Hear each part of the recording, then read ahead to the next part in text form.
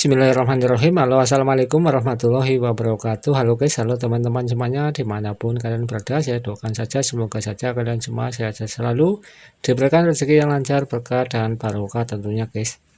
Kali ini saya mau sharing berbagi sedikit ya masalah usaha toko sembako. Setelah berjalan bertahun-tahun itu mengalami kendala atau apa saja kendalanya, silahkan disimak saja videonya guys. Untuk kendala atau masalah usaha toko sembako setelah berjalan bertahun-tahun itu, yang pertama ini guys, banyaknya kompetitor lokal atau kita bersaing dengan usaha toko sembako lokal guys, atau toko sembako sejenis yang ada di sekitar kita ya, masyarakat di sekitar kita. Itu pasti akan dialami oleh kalian juga guys. Seiring waktu nanti kalian juga akan mengalami hal yang sama ya. Nanti seiring dengan berjalannya waktu, pasti toko kalian juga akan kedatangan kompetitor baru, entah lambat ataupun cepat. Itu merupakan hal yang wajar saja guys. Sebab usaha toko sembako atau toko kelontong ini merupakan jenis usaha yang bisa dibuka oleh siapa saja dengan modal kecil ataupun modal banyak. Itu masih diminati oleh banyak orang guys. Jadi intinya toko sembako ataupun toko kelontong itu masih diminati oleh banyak orang guys. Jadi satu generasi ke generasi yang selanjutnya tentu saja masih diminati juga guys. Dan juga dengan modal kecil pun bisa membuka toko kelontong atau toko sembako kecil-kecilan ya, walaupun kita punya 1 juta ataupun 2 juta 3 juta itu sudah bisa untuk membuat usaha warung kelontong ataupun warung sembako kecil-kecilan ya, walaupun barangnya nggak lengkap, hanya mungkin beberapa piece saja itemnya, tetapi banyak. Tapi intinya usaha toko sembako itu bisa dibuat dengan modal seadanya ataupun modal kecil guys. Jadi ini merupakan kendala ataupun bukan kendala tetapi hal yang pasti akan terjadi lambat laun di toko kalian guys tentunya. Jadi ini sudah saya alami sendiri ya, makanya saya berbagi di sini. Kemudian masalah atau usaha toko sembako yang kedua, kendalanya itu kalau misalkan sudah berjalan bertahun-tahun, adanya minimarket nasional guys yang mendekati ataupun tidak jauh dari toko kita tentunya. Jadi baik lambat maupun cepat pasti nantinya toko kita atau toko sembako kita itu dipaksa ya harus bisa berkompetisi, bersaing, mencari pelanggan dengan minimarket nasional ya nantinya ya. Apalagi kalau toko kalian itu di tepi jalan raya, pasti suatu ketika toko kalian sudah mulai ramai, pasti akan ditempel ya atau didatangin atau mengalami persaingan dari minimarket nasional itu guys. Jadi itu harus disiapin mentalnya ya, pasti itu suatu ketika akan terjadi juga. Jadi ibarat ikan ya, ikan besar dengan ikan kecil ya. Jadi ikan kecil itu harus mengimbangi dan juga harus pinter-pinter, harus lebih pinter dan juga lebih ulet untuk bergeraknya guys. Mencari pelanggan-pelanggan yang loyal tentunya, sehingga toko kita atau toko yang kecil ini bisa bertahan di tengah derasnya ombak lautan ini guys, ataupun ombak dunia usaha sembako guys.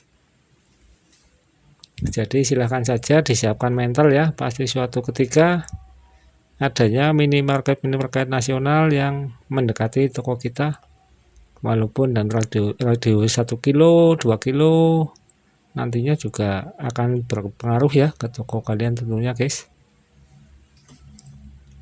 Terus kendala atau usaha toko sembako yang ketiga setelah berjalan bertahun-tahun itu apa saja? Yang ketiga itu adanya supermarket ataupun mall guys.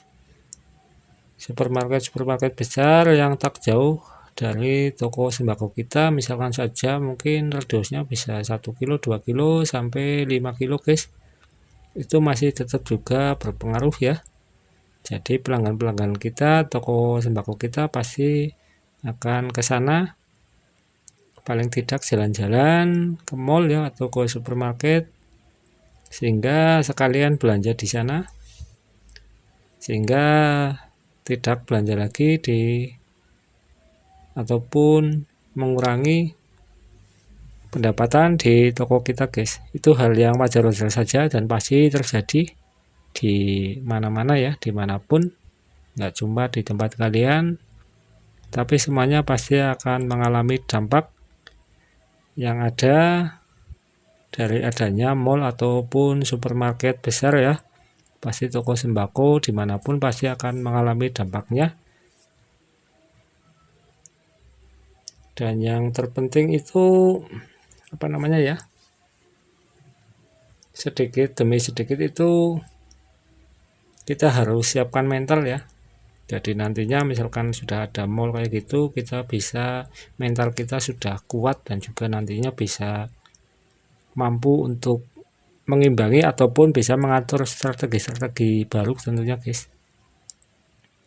Terus solusi untuk mengatasi kendala di atas itu bagaimana baiknya supaya toko sembako kita tetap bisa bertahan ataupun bila perlu itu masih bisa eksis ya, bisa untuk mencukupi kebutuhan rumah tangga kita ya. Solusi mengatasi kompetitor toko sembako kayak di atas tadi itu yang pertama ya, itu pertahankan pelanggan loyal guys. Jadi pelanggan toko kita ya yang sudah loyal itu kita pertahankan supaya tidak belanja ke tempat lain guys. Caranya bagaimana? Caranya misalkan kita berikan pelayanan yang ramah, pelayanan yang baik, sehingga mereka betah, tetap setia, tetap belanja di tempat kita tentunya, tidak ditinggalkan begitu saja guys. Karena kita baru kecil ya, harus pintar-pintar mencari apa namanya, atau istilahnya itu merayu pelanggan ya, supaya nggak pindah ke lain hati tentunya guys, atau ke lain toko ya. Terus untuk solusi mengatasi yang kedua itu, sadar atau tidak sadar, suka atau tidak suka, itu kita harus berikan harga yang lebih murah ya dari toko lain ataupun dari kompetitor lain di atas ya. Entah bagaimana caranya, harga murah itu merupakan incaran para pelanggan guys. Jadi masih pelanggan siapa saja itu pasti mencari barang-barang yang harganya lebih murah ataupun lebih miring, walaupun selisih 500 rupiah itu pasti akan dikejar, walaupun tokonya agak jauh tetap dikejar juga guys. Misalkan ada pertanyaan, loh ini toko saya toko kecil ya, bagaimana caranya bisa mengungguli minimarket ataupun mall-mall? Ya itu terserah kalian bagaimana caranya bisa berpikir ataupun bagaimana caranya supaya bisa memberikan harga yang lebih murah, seperti itu guys. Terus solusi yang ketiga itu perbaiki dan tingkatkan pelayanan ke pelanggan guys, supaya betah dan datang ke toko kita ya. Misalkan saja dia beli terus kita antar ke rumahnya atau kita antar barang ya istilahnya ya, nggak masalah, yang penting tidak terlalu jauh-jauh amat guys, sehingga nantinya pelanggan itu tidak akan pindah ke tempat lain tentunya guys. Terus untuk solusi yang keempat itu, ini yang paling mujarab ya menurut saya ya. Jadi tempat usaha kita atau toko kita itu harus benar-benar strategis guys. Jadi itu sebelum kamu membuka toko ya, ataupun buat kalian yang mau membuat toko usaha minimarket ataupun toko kelontong ataupun toko sembako, yang utama itu tempatnya harus betul-betul bagus dan juga betul-betul strategis guys, mudah dikenal orang nantinya dan juga bisa mendapatkan banyak omset tentunya guys, karena toko kalian itu sangat mudah dijangkau, terus mudah dilalui, dan juga tempatnya itu enggak enggak susah ataupun enggak masuk ke dalam gang-gang yang sempit ya. Jadi silakan saja lihat di video saya sebelumnya di playlist, itu ada bagaimana cara mengetahui tempat itu strategis ataupun tidak, guys.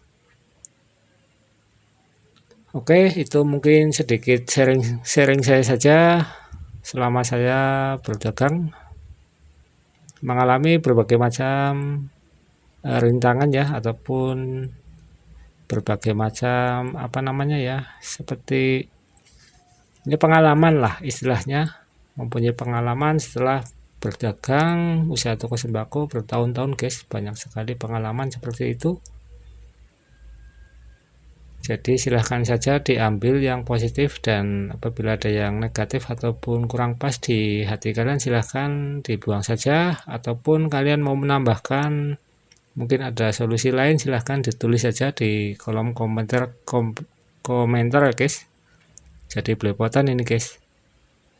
Oke, saya kira cukup sekian dulu video dari saya. Mudah-mudahan saja video ini bermanfaat.